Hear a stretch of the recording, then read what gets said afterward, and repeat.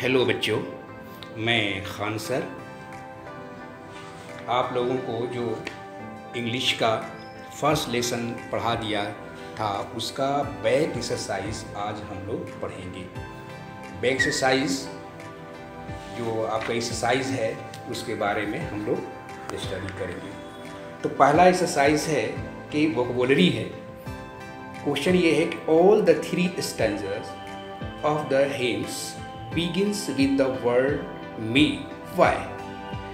तो तीन जो स्टेंजा जो है इसमें हेम्स में, ये आपका जो पोएम है ये शुरू होता है। तो शुरू में आप देखिएगा कि उसमें मे से शुरू हुआ है, सब में मे डैड। तो यहाँ पर मे डैड का मतलब होता है कि वो किस तरह से भगवान से वो अपना कामना मांग करता है, कामना करता है कि हे भगवान हम मुझे ऐसा दे दे। तो इसका मतलब ये हुआ कि ये जो क्वेश्चन नंबर 1 का अब आंसर देखिए, वोकैबुलरी का question number 1, all the three stanzas of the hymns begins with the word may, why? क्यों शुरू होता है मे से? तो यहाँ तो हमने कह दिया कि ये मे का मतलब है कि वो मांग कर रहा है, ऐसा कामना कर रहा है, यहाँ पर गॉड से, भगवान से ऐसा कामना करता है, मांग करता है। तो इसका आंसर रहेगा all three stanzas of the hymns are invocation to the divine essence, therefore all of them begins with the word may. ये जो है ये मंगलचरण जिसको इन्वोकेशन कहते हैं, मंगलाचरण को, और डिवाइस एसेंस का मतलब होता है देवी तत्व। तो इसीलिए ये जो मांग करता है, उसे कामना करता है कि भगवान हमें कुछ ऐसा कर दे, मुझे ऐसा दे दे। दूसरा ऐसा क्वेश्चन है कि make a list of verbs used in the poem. Poem में कौन कौन सा वर्ब का यहाँ पर यूज किया गया है, ये पोएट ने यूज किया है। तो पहला है परफॉर्म, दूसरा है डन, तीसरा है कंट्रोल, चौथा है टाइज, गाइड्स, रिजोल्व्स। ये वर्ड्स हैं जो वर्ब के रूप में इस कविता में पोएट ने कहा है। तीसरा इसका क्वेश्चन है से the following words and use them in different contexts. ये जो है जो वर्ड्स जो हैं आपका नीचे जो लिखा हुआ है, स्पिरिट है, मे है, माइंड है, फ्लेम है। तो इनको हमने 3-3 वाक्य इसको बनाना है, कम से कम 3-3 वाक्य में इसका हम अलग अलग वाक्य बना करके इसका हम यूज़ करेंगे। उसका मीनिंग अलग अलग है, इसके बना करके हम यूज़ करेंगे। वर्ड है स्पिरिट, मे, माइंड, फ्लेम। तो पहला हम यूज़ करने जा रहे हैं स्पिरिट का। इसके पहला जो इसका सेंटेंस बनाया जाएगा, he is dead but his spirit alive.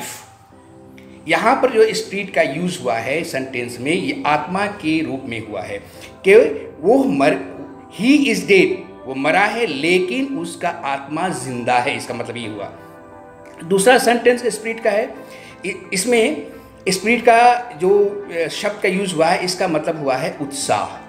तो सेंटेंस बना है Ramesh shot his spirit towards study.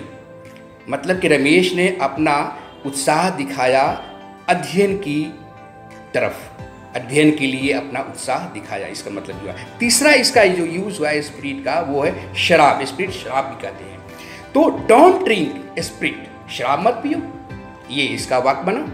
अब है मे, जिसको हम पहले भी कह चुका है कि मे डैड का यूज हुआ, डिमांड कर रहा है, गॉड से डिमांड कर रहा है। यहाँ पर मे का देखो 3 हम शब्दों में इसका किस किस रूप में हम इसका सेंटेंस में यूज करते हैं। मे माई सन वॉज बोर्न इन मे, मेरा पुत्र का जन्म कब हुआ था? मई या महीने का। यहाँ पर मई का मतलब महीने माह में, मई महीने में मेरा पुत्र का जन्म हुआ था। दूसरा इसका है मे ही लॉन्ग लिव। यहाँ पर कामना किया गया है, मे का मतलब यहाँ कामना, लंबी उम्र हो।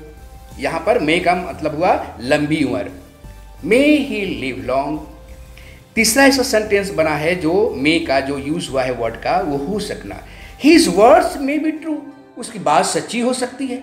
तो यहाँ पर जो मे का यूज हुआ है वो सकने में होता है कि his words may be true, इसकी बात सच्ची हो सकती है। अब आइए दूसरा जो हम वर्ड लेते हैं माइंड। अब माइंड का 3 सेंटेंस बनाते हैं और तीनों का अलग अलग इसके मीनिंग में उसका यूज़ कर देंगे। माइंड का मतलब जो होगा यहाँ ध्यान देना। अब देखिए सेंटेंस का कैसे बनता है। माइंड ध्यान देना, mind your business, mind in your business, अपनी बिजनेस में ध्यान दो, माइंड इन योर बिजनेस। दूसरा सेंटेंस बनाया है जो इसका अर्थ है माइंड का यहाँ पर मिजाज।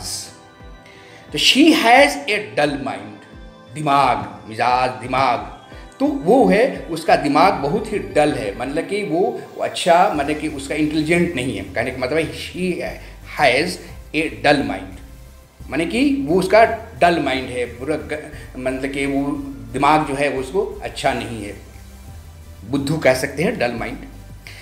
तीसरा इसका यूज हुआ है प्लीज डोंट माइंड।